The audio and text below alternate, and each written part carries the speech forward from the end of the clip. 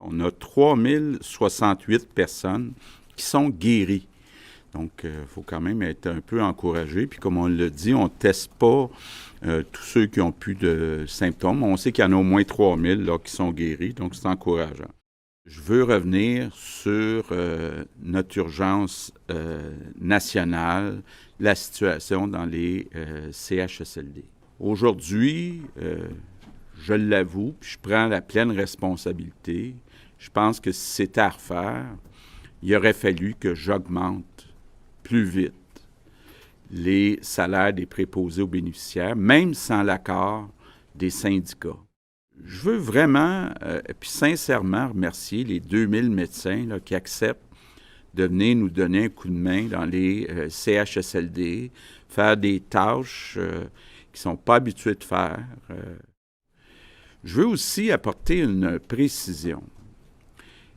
J'ai parlé hier avec la présidente de la Fédération des médecins spécialistes, Diane Franqueur. Puis, il y a eu comme un mauvais hasard où il y avait une autre négociation qui datait depuis le mois de février concernant certaines activités dans les hôpitaux, le fameux 211 de l'heure. Mais on a convenu là, que ça ne s'applique pas dans les CHSLD. Donc, ça ne s'applique pas, ce montant-là.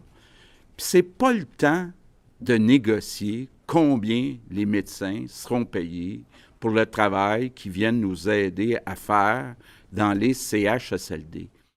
Il ne nous manque pas d'équipement de protection individuelle. On a pour des semaines d'inventaire, de matériel, de protection individuelle. Le gouvernement fédéral va nous envoyer 125 personnes de l'armée qui sont qualifiées en santé dans nos CHSLD. Donc ça, c'est une bonne nouvelle. Je veux remercier Justin Trudeau pour ça. Si on exclut les CHSLD,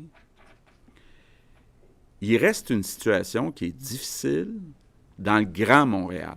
J'inclus Laval, j'inclus le 450. Mais dans le reste du Québec, il y a peut-être une situation moyenne en Mauricie et en Estrie, mais dans tout le reste du Québec, la situation est pas mal sous contrôle.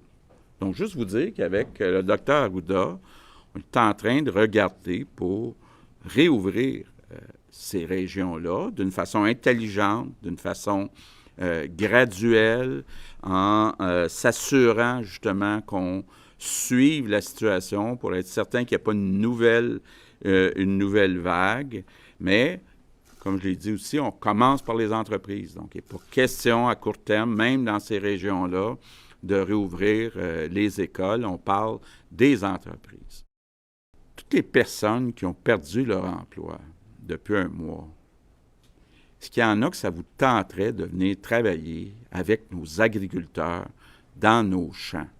Je pense que ça serait une belle expérience pour beaucoup de Québécois. Puis pour vous encourager, cet après-midi, le ministre de l'Agriculture, André Lamontagne, et le ministre de l'Emploi, Jean Boulet, vont vous annoncer un programme là, qui va être là pour tout l'été, où on va ajouter à ce que les agriculteurs donnent un 100 $ par semaine pour vous encourager à venir donner un coup de main dans nos champs. Donc, c'est un programme de 45 millions de dollars, 45 millions, pour aider nos agriculteurs, mais aussi pour aider à être plus autonomes du côté de notre alimentation au Québec.